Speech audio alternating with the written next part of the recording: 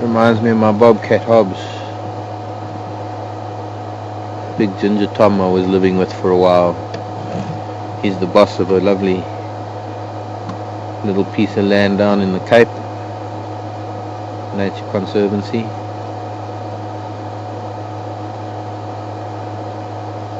A couple of pictures of him on my Facebook page. But he came in one night after an exceptionally loud scuffle outside with exactly the same kind of injury to his nose. This huge piece, I thought that he was going to lose it, but healing powers of nature are pretty amazing. I mean, I don't know where we fit in with the whole thing. We are such babies as far as pain and cuts and things are concerned. When we see some of the injuries that animals live with and learn to adapt to in nature, and yet when we cut or scratch ourselves, it's straight to the antiseptics and the band-aid, and if it's deep enough, stitches. But we also have an incapacity to get animals. I'm sure that they do have pain. I mean, they've got to have pain. You see them wince. You see them, especially your own animals back home. You can almost feel the pain in their eyes sometimes when they get injured. Yet they can put it behind them. They can sort of live above the pain and get on with their daily lives because they have to.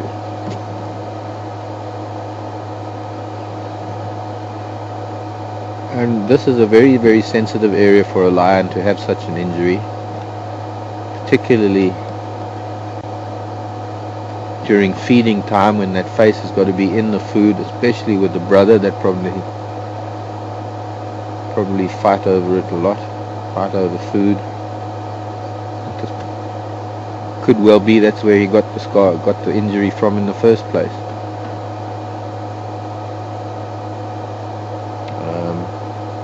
Either that or having a scrap with other lion.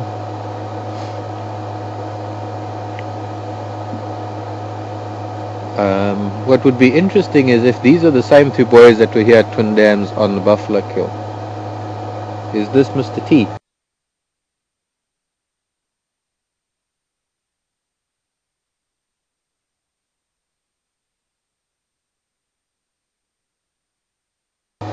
Yeah, last night I wasn't sure because, I don't know, I could see the kink in the other one's tail, but yeah, it's Mr. T and it looks like kinky tail on the left, and I'm sure it's the same two we saw last night. I just wasn't sure of it last night. Yeah. Having a proper look at them now, it's the two regulars.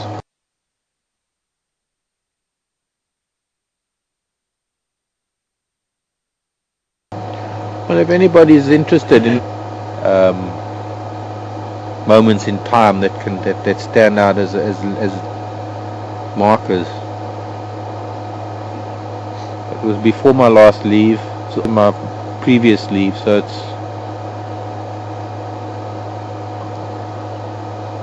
came back from, so that's 12 weeks ago, so call it 3 months ago even. I'm looking at a small group of impala behind the quarries up ahead of me. I was saying if somebody could maybe look through archives back at the buffalo kill and see if you could see whether there's, I'm sure you'll notice that this lion didn't have this injury. This injury looks within the last 2 weeks, I'd say.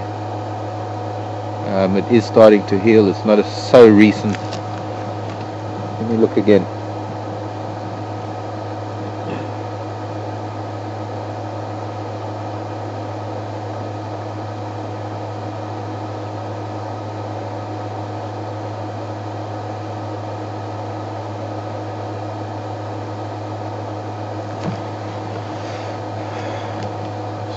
Mr. Leon, I feel for you, dude, with that nose. It doesn't look that recent, otherwise that would be really, really raw and oozing. On the surface of it looks quite dry and closed. I'm sure his tongue and saliva help.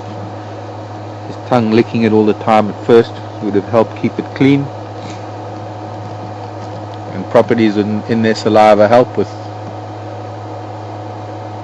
to some degree, antiseptic, antibacterial, help with the healing. vitamin E in their saliva.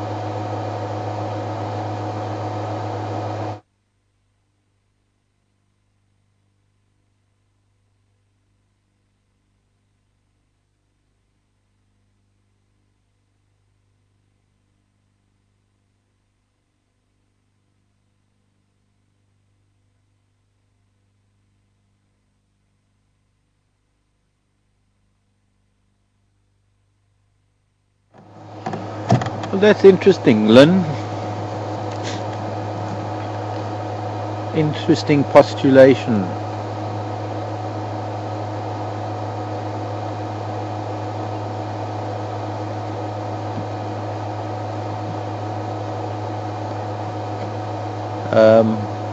Now, how to phrase this? Well, Lynn is saying, is it possible that the lioness last night was a decoy? In other words, could she have been distracting the males while the pride got away with the subadult males and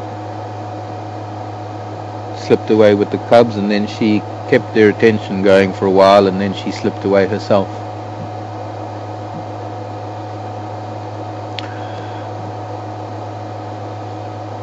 I don't know.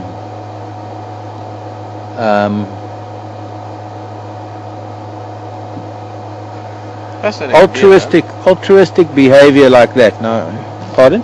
It's a very interesting idea. It is an interesting idea, and I'm trying to think of whether one can look at it as altruism, or whether it could just be that is the consequence of her actions, and her action wasn't intended. She was merely, by doing what she was doing, allowed the pride to do that. In other words, it just happened that way. Whether she was actually testing the male's virility and testing their male's interest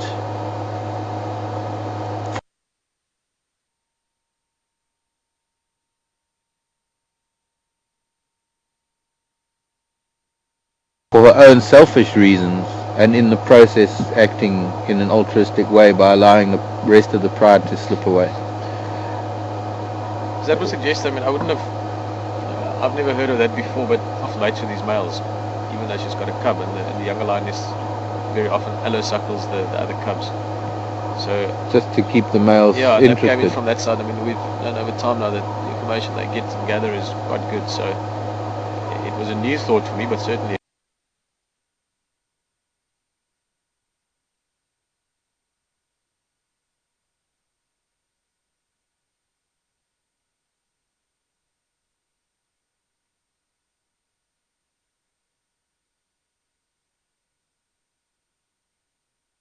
Interesting one. Yeah, that is interesting. But I still firmly believe that we've got so much to learn. We can't pigeonhole everything and say that, well, this is what a lion is. And sorry, I was distracted. And Craig Packer and Goran Spong and who else was there? A bunch of lion research, lion studies that have been done there. He's just set up and looking at some impala. Oh, Mr. Kinky Tail, the impala that I saw. Care for some breakfast, Mr. Lion. You know, from where you are, you got all this thick worry between you and those. Bless you again. He's looking at you. He doesn't like your sneezing. But he could sneak from here. He could get to those impala quite easily without them, with all this guarri cover. Are you going to call for us, boys?